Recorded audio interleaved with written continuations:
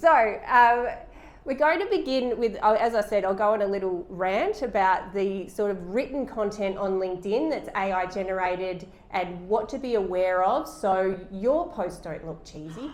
And then I'm going to take you through 3 practical ways that you can use AI to improve your presence on LinkedIn.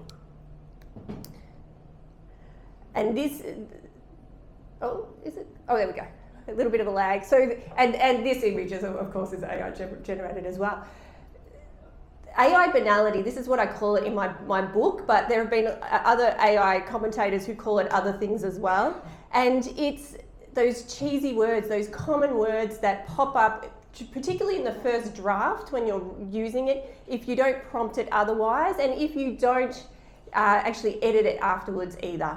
And I've got a whole list of them that it came through with my research as well.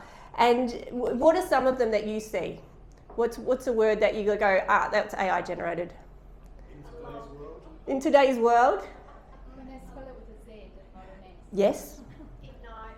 Ignite. What about calling all? You know, there's another one. When you ask, I tried to get it to write some ads for me to target women, and it said, attention ladies. Like, I would never, a lady would never write that, and I wouldn't look at it. So yes, and it does, when you see that, when you're not really looking at the prompts that you're using and you're not editing it and putting in your own sparkle at the end of it, it's so easy to see, and it turns people off. So as I said there, like it decreases engagement. People don't want to interact with it. They don't really read it to the end. I know me, if I see the words unlock, unleash, I don't even go any further. I just can't bring myself to do it. And it gives people the ick, in short. These are some of the terms. Now, look, some people like some of these terms. It's okay if you already used, I used to love the word delve. I tell you, I used to use it all the time in my academic research and when in writing things to my students, and now I think twice about using it. But it's a great word, but it's used too often. You know, the robot emoji and the rocket, you know, amplify your success. Just, you know, these are the things you need to look out for. Also, it does a lot of comparison. It's not only this, it's this. You know, you see that, I see that so often, it sort of throws that in. So just be aware, and you'll get a copy of the slides so you can see that. So just be aware of these items because you want it to look authentic and you want it to look like you have written it. The best way to use AI to look is so it looks like you're not using AI, because you want it to make it look like you're doing it. And there are ways around that, but yeah, these are the sort of common things that it will spit out. We'll move on now to doing some practical things. So I'm going to show you a way to use ChatGPT to do an audit on your LinkedIn profile. And I would like a volunteer from the audience if you're happy to do it. So basically, what we're going to do is put screenshots of your profile into ChatGPT, and I've got a prompt, and then it will analyse it. I'll show you a little thing with ChatGPT that you may not have seen. When you are using it, sorry Luke, I'm going to hide you. 1 sec. So there's this temporary. Have you seen this on ChatGPT? So if you're putting any, I mean, I still wouldn't put overly sensitive information in, but your LinkedIn profile is publicly available to those on LinkedIn. But it says here, if you click that, it means that this chat won't appear in history. It won't be used to train their models and things like that. So it's a good idea if you don't want your images or things like that in there to use that mode. So does anyone want to tell me their LinkedIn profile? Is anyone? Yeah? Sam Penny. Sam Penny? Okay. I'll just pop these down for a second.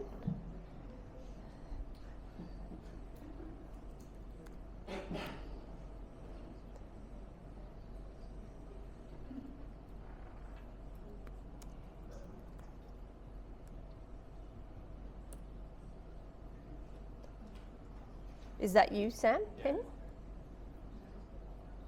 There you are. Great.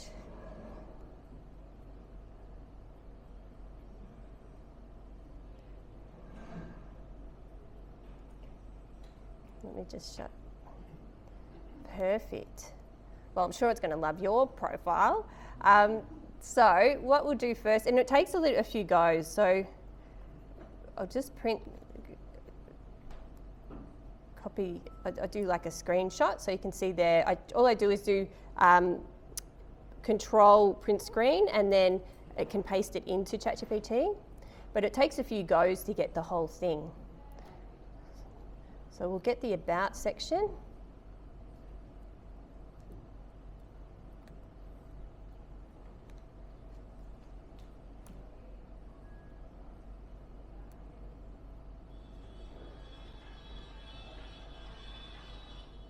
Oh, I don't know what that was. I'll do a post as well. So I'll give you the gist of it. We won't do the whole thing for time, but we've got your about section. We'll do a post as well. I like that one with the cat. All right. And you can reduce the screen as well to get it all in. And so, did I get that one? No. Then we've got the prompt.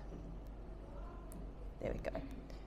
So the prompt, this is in your handout as well. I always ask the LinkedIn, I always ask the ChatGPT to be straight talking, because it's a people pleaser. It will tell you what you want. It's trying to give you what you want. So I get it to, tell it to me straight according to LinkedIn. The tone is very different in the way that it analyzes and gives you feedback. So this is the prompt. So Sam, what are we going to put in for you? So we've got here, you are a straight talking LinkedIn expert. So we're saying to ChatGPT, known for concise, actionable, no nonsense feedback. Review this LinkedIn profile summary from someone working in, what's your industry? As of this week, coaching industry. Coaching, perfect. I just don't want this microphone to roll on the floor. There we go. So we'll put coaching. The main thing to remember with your prompts is to be very specific and customize them to your needs and who you're trying to connect with. Aimed at founders. What are you trying to do with the founders? Show them how to execute faster. Aiming to... Whoop.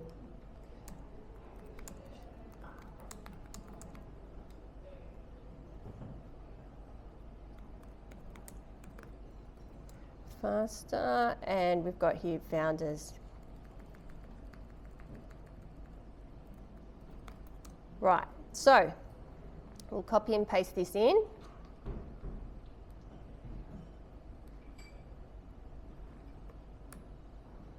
Let's see what happens. So the full prompt is, your suggestions should enhance clarity, engagement and professional appeal, making the profile stand out positively to founders, encouraging them to make contact. Keep recommendations practical, direct and easy to implement. Because sometimes it just waffles and waffles and waffles. So let's see what it's come back with. So, strengths. You've got some really good strengths there. But what's really important is what it's deeming to be the weaknesses and gaps. So about being a bit more specific with your language. That's a bit mean. Sorry, maybe don't be too straight talking. I know. And then your service offering is buried, so bring that up a bit more. And then it's given you some, and I can give this to you as well. So recommendations. So it's gone through and said specifically where to put things as well to give you that feedback. So that's one way. And you can see by being more specific, it gives you that. But maybe, yeah, if you can't handle the straight talking, ask it to be not a bit softer.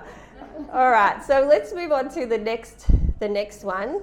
And so this is all in your your handout as well, and you can have these slides. And you can do this with any AI tool that accepts images. So it can be, if you use Claude, you can do it in Claude. Perplexity does it as well, and then Google Gemini. So it depends what you use, because everyone is into different tools. Next is was what Luke was talking about before, about sending well, maybe not a connection request because you've already done that, but that follow-up. So this is what this could be for.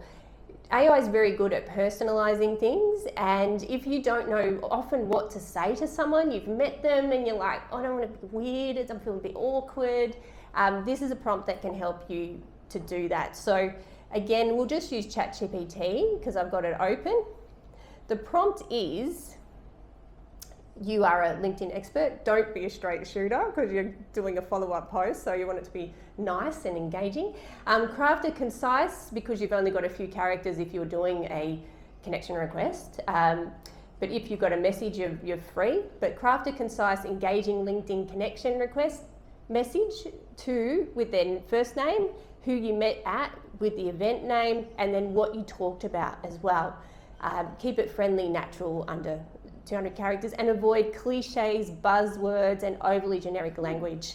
Tell it that because it won't do it otherwise, to ensure the message feels genuine. And if you sometimes always have to tell it actually about the UK English or Australian English as well, because it just reverts to US if you haven't trained it. So who would like to be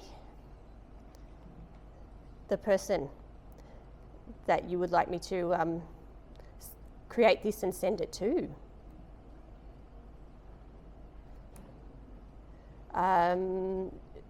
Does anyone want to put their first name in? Or someone they met tonight's first name? Yeah. Thank you. I'll just say your first name, Angela, at LinkedIn Local Sunshine Coast. And what did we talk about, Angela? I was thinking about somebody else, but that's all right. That's okay. We talked about our businesses, and we talked about stress and the impact that it has as business owners.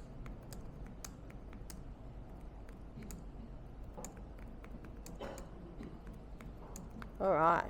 And I might even put in here, please use Australian. You can say UK English as well. I find if you say UK English and there's any sort of monetary figure in there, it reverts to pounds. So you have to be careful with that too. And please don't mind my spelling in there, my punctuation. Let's see what it comes back. Oh, that was quick. There you go, short and sweet. Hi Angela, it was great chatting with you. I really appreciate our convo. our combo at the servo about business and stress. So yeah, so again, you probably could have written that faster, but it's more like if you're stuck, and if you've got a whole heap of people that you are trying to write things for, it can help make that faster, of course. So that's another way. You'll get that prompt as well to play with. It thinks condo is Australian. Yeah. Yeah. The next one is, has anyone heard of a tool called Gamma? It's an AI tool. It creates slides. Like this year, I've fallen in love with it. I use it for all my lecture slides. You can use AI to create the content on the slides, but I do not do that. But I put the content in, and then it generates the slides for me, and then I go in and edit. It does them really nicely and cleanly. But what it can also do is create carousel posts. While LinkedIn officially doesn't have carousel posts anymore, if you have a PDF document and upload it, or if you have a series of images, it sort of has a similar effect. So what we're going to do is use ChatGPT to come up with some ideas for a carousel post, and then we're going to create the carousel post and then create a caption to go with that so you can post it on LinkedIn. And it happens very quickly, quicker than if you were trying to come up with that yourself using Canva. So let's begin first with coming up with some ideas. So I've got the prompt here. Again, you are a LinkedIn expert. Give me 3 concise ideas for a LinkedIn carousel post about ways professionals working in whatever your industry can use LinkedIn to better whatever the goal is. So who would like to be my volunteer? We could do two if we get time. Okay, I'll grab the I'll just grab the prompt and put it in. All right. Okay, your industry. Working professionals. Who are you trying to attract though? Because you aren't trying to attract other people in the sex therapy industry, are you? Okay, professionals. We'll just say with not working, with problems relating. We'll just say to intimacy. And what's the goal? Like to use LinkedIn to do what? Because it's more about using LinkedIn. Okay, connect and create conversations. Okay, so we'll get 3 ideas.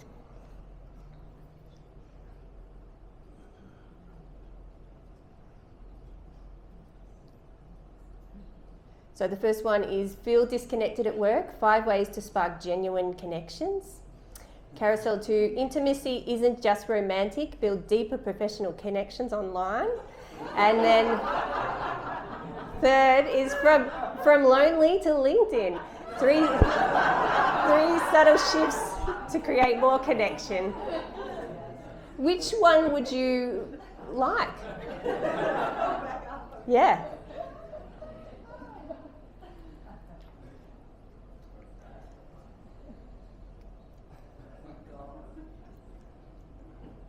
I can get others. Do you want me to ask it for others? Sorry. That's okay.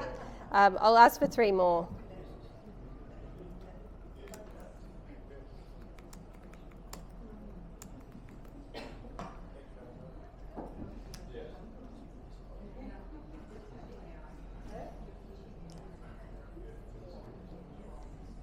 Creating connection when you struggle to connect.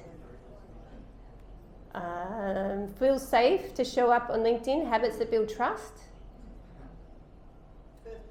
First one? Okay. All right, so now we're going to grab that one and then put it into this tool, Gamma.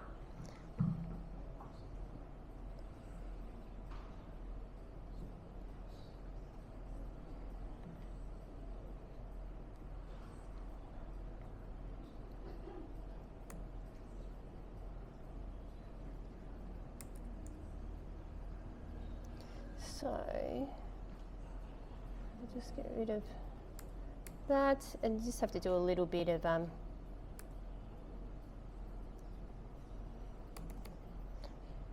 the lines underneath show it's a different slide.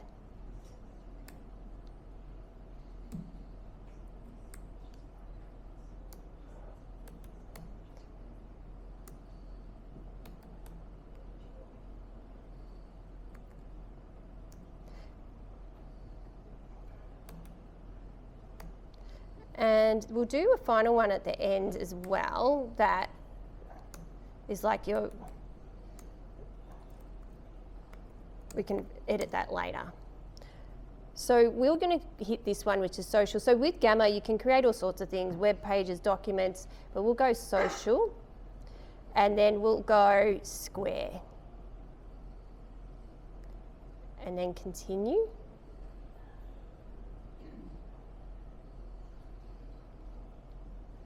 So we actually want to make,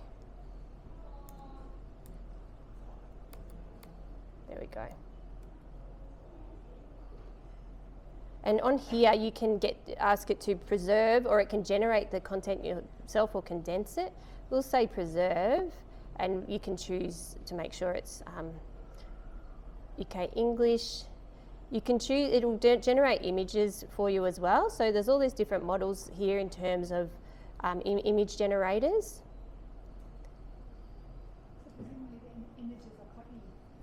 Oh, they're generated from AI, yeah. Or it can actually give you royalty-free images as well. And then it can also search the internet and find them as well. So we'll just do that for now. And we'll move on. And if you have your branding, it can also, you can create it and customize it to your brand as well. So what colour is your branding? Red and purple? Let's see if there's that. Okay. Can I just use this for the sake of this colour here? Just for the sake of it? It's not red, but just for an experiment. And then you hit generate. And so now it will start to generate the slide. So it's just thinking.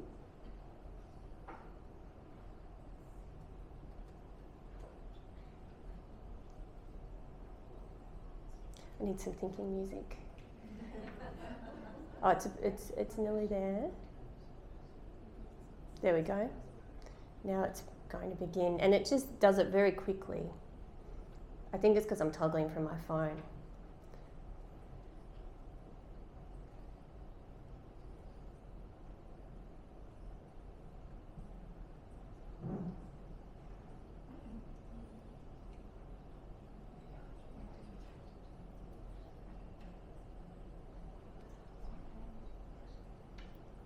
And the thing is with this, you can go back in and edit as well. So just because it generates something doesn't make you stuck with it.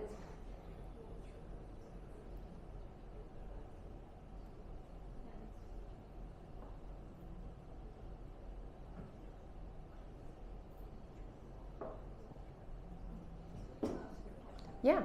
So I'm creating a podcast relating to Hawaii, and we're thinking about, we've got our title and everything, it's called Raw and Real Sex Talk, to educate and inspire, and we sort of wanted to have on our Zoom or wherever we are, like, create a background that match. So we could use something like that to create it. Absolutely. Yeah, for sure. So let's go through it. So it's generated the images as well, so you can see there. Some you can sort of pick, and so you can change also what the image is. But we'll just use this as an example because I get lost in changing all the images. Like you know how there's like a YouTube hole? I get into an AI image hole and I never get out. So we don't want to be here all night. So let's just now download that. I'll share it and it'll create it into a PDF. Export. You can now with I think the paid version, you can actually post directly to LinkedIn now from this site too. Great. So it's okay. So that's ready now. Next, what we're going to do is go on to the next prompt.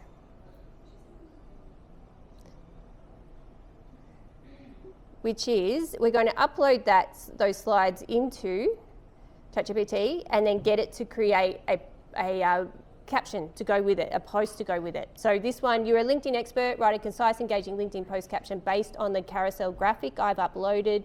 Avoid cliches, buzzwords, as we've said. Keep the tone friendly, professional and human, reflecting genuine insight and personality. We'll see what it does. So, Is that a lot to ask? I think the more specific you are, the better chance you have of getting what you want back. The easiest way to actually get what you want back is to train it on stuff you've already written. But for this, we'll just do this. So we'll just upload that.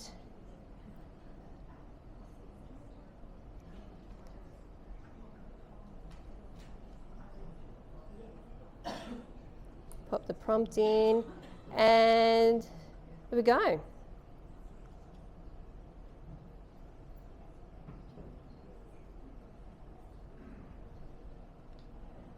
So again, you would clearly edit and make that more, but it's done what we've asked. Like it's only stuck to the slides, and then it's given a call to action, and it's concise as well. So, yeah.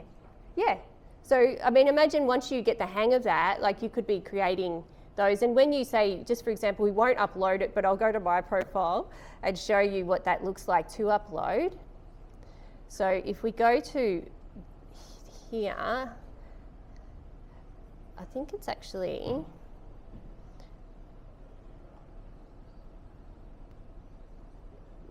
click on more, and then it's, where is it? It's a document. So if we choose that, and I just want to show you what it looks like.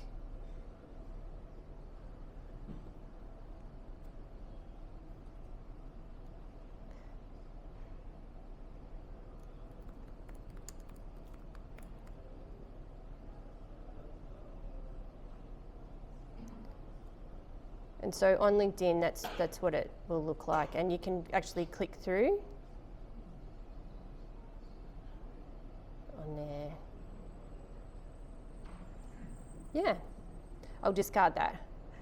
So, but I can give you that to you after if you would like it. And yeah, so that's just another way to create content using a different tool that you may not have played with before.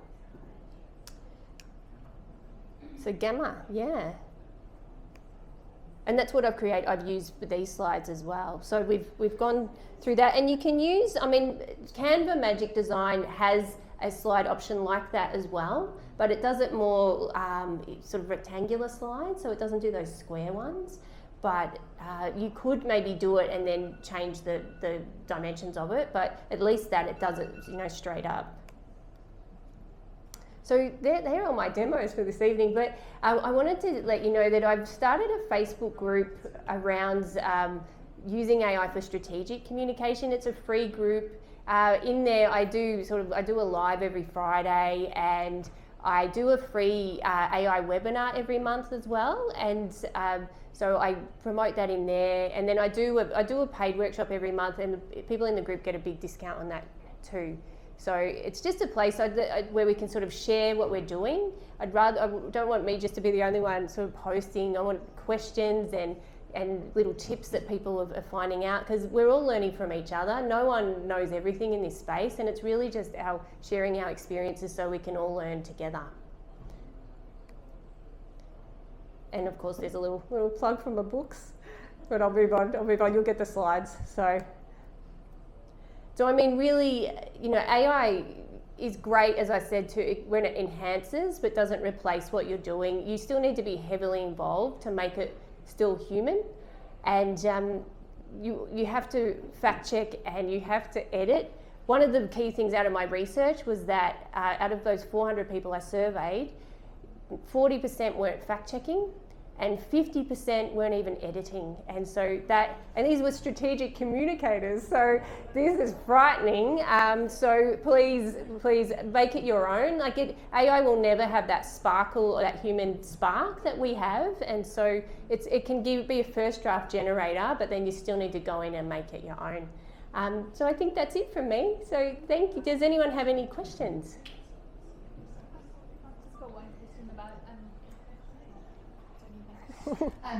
Thanks, that was really great.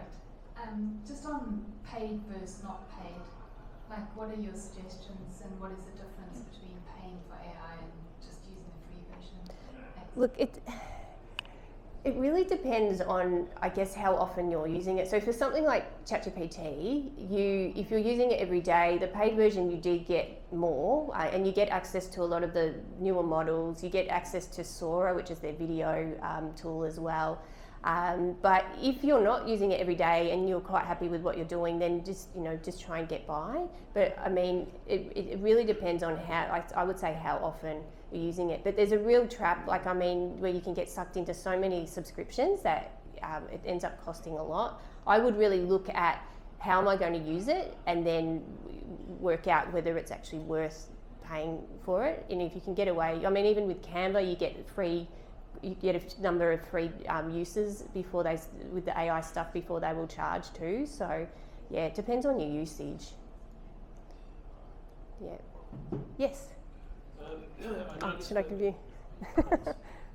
I noticed that you were doing similar to what I do. Is I tend to want to please it, so I say, please give me another examples. Is there any benefit to doing that? Does it learn your personality as well? It's ChatGPT, by the way. Yeah. There's been actually academic research to show that being polite does nothing. but I think there's some, I think it was Sam Altman, I think, did this tweet. He likes to stir things up, saying, you know, you better say please now because you don't know what's coming. So, not to scare anyone. But look, I think it can start to learn about you, but yeah, being polite, 100%, like there's been no research to show it's a good thing. Dave Clare. Just on that, if you get it to copy all your posts, everything you've ever done before, put it in there, ask it to analyze your personality and your writing style, it will then create for you a prompt that you can use to ask it then to write like you do. So you can learn, but you have to teach it. Yeah, it's great. In the last webinar, the link's in the group, I created a custom GPT that I trained it on my best performing LinkedIn posts. So now it writes in the same style of those, and it just spits out a LinkedIn post within seconds, and then I just edit. So in that webinar, I'll take you through the steps. It's really easy once you know how to do it and take you through. Yeah. Oh, you can be next. Yeah. Oh, hang on. Oh, okay.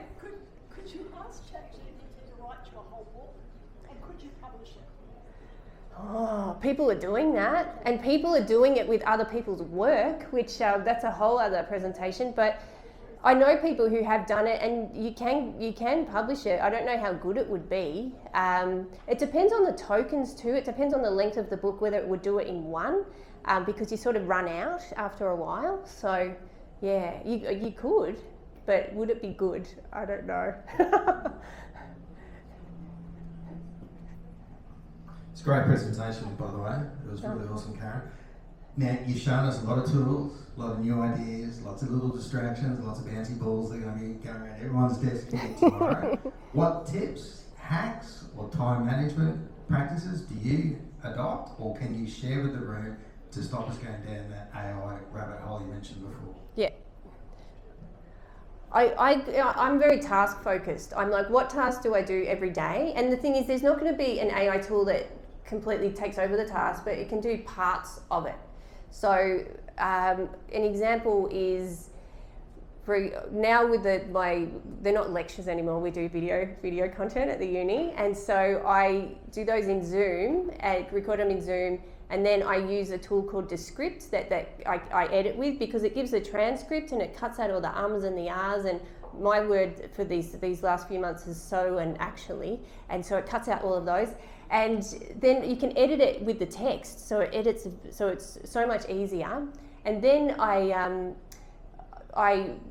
put it into, I'm trying to think of my process now. I've got certain tools along the way that help me to speed up that process. And I look at the task first and then work backwards and say, what tool can I use? And it's got to be a tool that I can use for multiple tasks as well, because it will cost you a fortune if you're just paying for tools for one task. So yeah, rather than fall down that rabbit hole, I do with the image generation. I get on Mid-Journey, I'm like, I don't like it like that, and I keep trying again. I've got to be careful with that, but yeah, mainly because I do a lot of video content for work and for my business, and so I tend to gravitate more to video tools that can free up my time. So yeah, I mean, I use the transcripts to help me to generate social media content, because as well, like I put that in and say generate a post from this transcript from a video, which works really well. Yeah, and so. I just recently learned that you can turn off the function in ChatGPT for it to feed back into the model. So do you recommend that as content creators you do that so that your content stays your own and it isn't shared out? I mean, you can, if that's a worry for you. I personally don't, but I mean, if it is that's concerning, I would do it. Yes, because we just did it then. Like we turned for that chat. Yeah, if you're worried about that happening, I would definitely do it. Yeah. So it's above and beyond the temporary thing. It's actually in the back settings. Yeah. I mean, if that is a worry, then I would do it. Yeah, for sure. Oh, Luke. Oh, 5 minutes. Okay. Yes. So just a question on SEO. How does this all sort of work if you're using chat to generate website content and that sort of thing? Does SEO favour it, or does it? Well, you still need to go in and do that human editing. So one of our clients, who shall remain nameless, before ChatGPT came out, there was another business that was saying we can do 100 blog posts for you. And so he hired these people to do it, and he was adamant, put it on the website, and we were trying to warn him against it, and his bounce rate went through the roof. Like it was just people were just leaving the site as soon as they saw this content, because it was just gobbledygook and horrible. So we're now taking on a project to go and humanise the content that he put on his site. So you still need that human involved to make it interesting to other humans, for sure. I was going to ask you, what are your other tools, like off the top of your head, that people like us should consider that you've done some research on? So what are you doing with your work? How are you using it? Because it all comes back to the task. Okay, so I use it for post ideas, carousel ideas, like you were saying. Yep. LinkedIn to try to make my profile look better, or to help optimize it. I guess it's just you don't know what you don't know. Yeah, I mean, I find Claude is nicer at writing. Like the writing style seems to be much better. I also have been sort of playing with Google Gemini. I like the deep research function in that. So if you're not familiar with deep research, you can give it a topic to go off, and it will go off on the internet and search, and then come back and write a report for you. You have to still check the sources, of course, but with Google Gemini and their deep research, you can ask for scholarly sources, and it goes through Google Scholar, which is really good. So again, it depends on your needs. If you just want something, like even Perplexity, sometimes I just have a few open and put the same thing in and see what comes back, and they all have different angles on things. Yes? I just want to ask you about AI and university studies. Mm-hmm. So I believe that some subjects or some assignments you are allowed to use AI and others you aren't. Yeah. So from the university's perspective, in an assignment where you are not allowed to use AI, how do you know that they haven't used it? It can be really hard. Like we have a system called Turnitin that checks for plagiarism, and there's an AI checker in that, but you can never be, there hasn't been, well, apparently OpenAI has a really great AI detector, but they won't release it because I think they're scared people then won't use ChatGPT. But all the other ones are not 100%, so you don't know. I mean, I can pick it, like because I'm used to reading that sort of content. But again, yeah, it's really hard. But I mean, in my courses, it depends on the course, but I show students how to use it for research. Like, for example, we're doing social media strategies, and to do sort of audience personas and come up with tactics and things like that. We're using it for research, but not to actually write anything. It depends on the course, I think. Yeah, but it's pretty obvious. Like what I'm finding is the students who, the really highly contentious students don't really want to use it, but the students who leave things, lots of things on, leave things to the last minute, it's pretty clear that they do use it. And sometimes now, like last year before, when you'd copy and paste something on ChatGPT and it had all that like table around it, yeah, sometimes that was in, or even the prompt. Sometimes they'd leave the prompt in. So yeah. So they're getting better. They're getting better for the ones who use it. But yeah, it's pretty clear to see. But you have to be careful. It's a good question. I know in some European universities they're now doing face-to-face exams where they have to actually answer questions on the spot because to make sure they know the material. So, yeah. Yes? What about AI agents? Is there anything you're starting to explore there that's coming down the pipe? Yeah, I mean, I've tried Manus, but I think you have to really break down the task. I was saying, go and do all these million things, and it went, no, I can't do that. And I think lots of people were using it, but I think they're going to be super helpful in going off and doing tasks autonomously. But then you've got the issue where if you're asking it to buy things for you online, it's like, do you give it your credit card details? So there's going to be a lot of things that will come up about that. I think Luke is, are you winding me up, Luke? We could talk all night.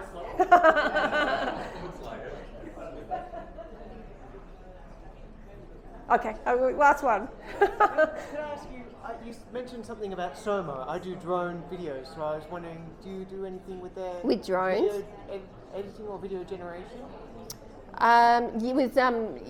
Like I've played with Sora. Yeah, it's Sora. So that's OpenAI's video. There are a few text-to-video generation tools. Right. Canva's got a really bad one. It's sort of getting better. It does a few seconds, but it's amazing. It's not 100% yet, but if you do little clips, it can be really nice. Yeah, so you get that. You can get it, pay for it directly. Independently or through the paid version of ChatGPT. At that end. Thank you. Bye-bye.